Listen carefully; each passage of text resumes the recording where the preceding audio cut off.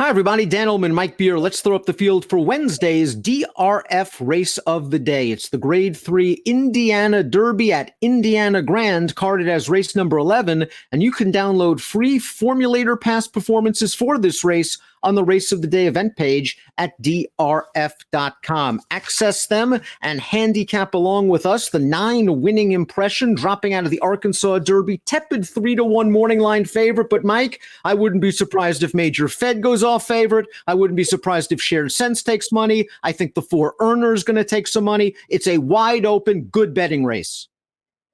Yeah, I agree with that. It's a really good betting race, and it's just sort of one of those minor, I guess you would call them, derbies for the 3-year-olds, but they got a good field for this race. And we are expecting some pace in this 9 furlong event. So let's take a look at the Timeform US pace projector. Juggernaut, who might be more of a turf horse down the road, is expected to make the lead. I see that. I'm not sure if Juggernaut's a true win candidate in here. Maybe Earner, the 4, who showed some pace last time out, will sit a good trip. And I agree with Timeform US. I think Tyshawn's going to be close as well. Yeah, I definitely feel like Tyshawn's going to be up there somewhere. We'll see how it all plays out. There are plenty of horses who have tactical speed here. They don't necessarily need the lead, but they're going to be heading forward to the first turn, I think. One of those horses that I think will be a little bit more forward than where Timeform US has him is the one down on the rail, the number 1, No Getting Over Me. Multiple stakes placed at Tampa Bay down sprinting. Distance, the big question mark. Class, a bit of a question mark. Let's watch No Getting Over Me's most recent race. A Florida-bred optional claimer going a 1-turn mile at Gulfstream. No Getting Over Me's the number 2, and it looks like he's on his way to victory. He's going to get run down here, however, by Roman Empire. A good effort for No Getting Over Me. He's probably going to have to do better to win this race. Yeah, he ran fine in here, but it's a race that he couldn't hold on at the end after having the lead, and now he's got to stretch out even further while stepping up in class. I mean, I think you'll get a price on him if you like him, but this is a pretty tough spot. The Well-Bred Extraordinary is up next for Rudy Brissett. 4th last time out at this 1 1/8 distance, and I thought it was a good enough performance. First time blinkers. Had to come from off the pace. He was making up a little bit of late ground. Another horse probably needs to take a step forward, but he has plenty of upside because he's so lightly raced, and it looks like he's versatile from a running standpoint. Yeah, I agree with that. He is a pretty tactical horse. I like the race that he ran last time. It was at this distance. They rated him back for the first time in his career. They actually took him pretty far back off the pace early in there. I like the run he made around the turn, Dan. I think the 1-2 finishers in there are both pretty good. But this horse was a good 4th last time. Personally, I would send Tyshawn the 3. I know the 7 has speed, but this horse I think can make the lead if they're aggressive with him. He really looked good winning over a sloppy track 3 starts back at Oaklawn. It was a fast race, and then I thought he ran really well in that Oaklawn Stakes going a 1 1/8. Wet track, he made the first move into the hottest part of the pace, and then 2 big closers just ran him down at the end. I thought that was a fine performance. All right, it didn't work out in the Grade 1 Arkansas Derby. He's not going to beat Nadal and King Guillermo. This is a good spot for this horse, and if you get 6-1, that's fair. Yeah, I agree with all that stuff. I mean, this is a good spot for him. And he did, the 1 1/8 race too, he did run pretty well in there, as you say, making the first run into a fast pace. He ran well in that race. I don't know. Are you concerned about, his wet track form as opposed to his fast track form? I guess maybe it doesn't really matter, but it's worth noting at least his 2 best races are on wet tracks. No doubt about it. Those races were over wet tracks. He did win his maiden over fast going at Santa Anita with a solid figure for a 2-year-old, an 81 buyer. You're right. He's going to have to prove it on dry land, but at least he's probably going to be a decent price in here. Earner, the 4, came from off the pace to win his 2nd lifetime start. And then last time out, they put him on the lead. And I thought it was a decent performance. He just kept finding a little bit more. Man in the Can, the winner's okay. The runner-up, Dean Martini, flattered the race by coming back and winning the Ohio Derby with a 95 buyer speed figure. Another colt that's all upside for the Asmussen barn, and he's going to be close to the pace. He's interesting to me.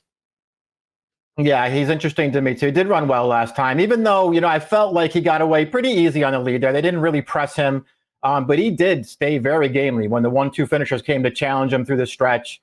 He can get any kind of trip in this race. There's plenty to like about this horse. Shared Sense brings a solid 89 buyer speed figure to the table. He faced a promising 3-year-old Art Collector at Churchill Downs last time out. I'm not sure that race was exactly run to suit him. It was a short field of 4. He really doesn't have a lot of early speed. He had to come from last. For a brief instant, he made a run at Art Collector. He got flicked away and ran a decent second. He's going to get a better setup this time around for Brad Cox. I'm expecting him to be running strongly in the stretch. Yeah, we'll see what he does here. And we'll see what kind of price he is, too. If he's going to be one of the favorites, Dan, I'm just going to be against this horse. He's run some pretty nice races. Last time, I hear what you're saying. He wasn't going to win that race in a 4-horse field with Art Collector just controlling the front. Art Collector actually ran a 100 buyer speed figure in that race. But this horse, I don't know. I didn't think he was any kind of factor in there. Sort of a suck-up second with an 89. I'm not buying that figure just yet. Background regressed last time out, and I wonder if just 6.5 furlongs is too sharp for him. They were cutting him back 1/4 of a mile. He's never really gotten to the race. The runner-up's only 1 for 13 lifetime, American Butterfly, but at least he came out of that race to run an 87 buyer, win 3rd in an off-the-turf non-winners of 1 other than. The prior races against non-stakes competition going 2 turns, not great, but okay. I wonder if that last race can be taken with several grains of salt.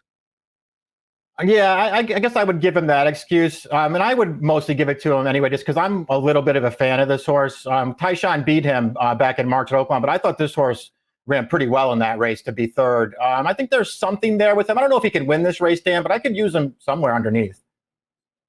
Juggernaut's going to be 1st or 2nd, I would think, going into the first turn. This horse really improved on turf last time out in his grass debut for Keith DeZormo.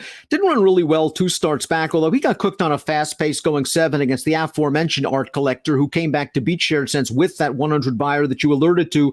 3 back, he was in against No Parole. 4 back, he was against Dennis's Moment, when Dennis's Moment was the bee's knees. So maybe we've got some excuses for Juggernaut, who was a debut winner. I know I'm going back last summer. Yeah, I'm gonna make some excuses for him too, though, because I really liked his debut. He looked like a good horse to me, winning first time out. And then you mentioned all the excuses for the next 3. Not that he ran well in any of those races, but maybe just in a little too tough. And it feels like maybe last time DeSorma woke him up a little bit with that turf race.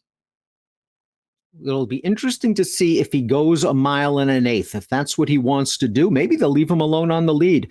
Major Fed and Winning Impression, like Tyshawn, are getting class relief. Major Fed was 2nd in one of the divisions of the Risen Star earlier this year, then a late running 4th in the Louisiana Derby. And in the Matt Winn, he had a tough post position, was wide going into the first turn, and he was running against Maxfield, who unfortunately got hurt, or else he would have been one of the major contenders for the Kentucky Derby. He simply fits this race from a race shape standpoint. He's going to get the pace he needs, and from a class standpoint.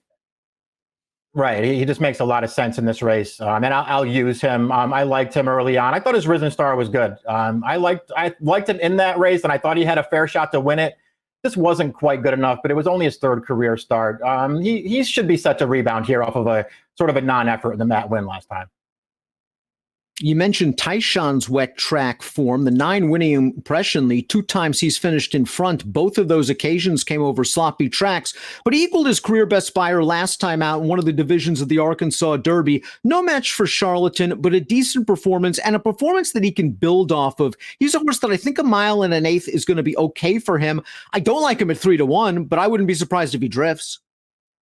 Yeah, agreed. I mean, this is the kind of race where it sort of feels like whoever winds up being the favorite, you probably want to look somewhere else because the race is too wide open. But I could certainly use Winning Impression. I think he's getting better with every race. I think the distance is okay for him.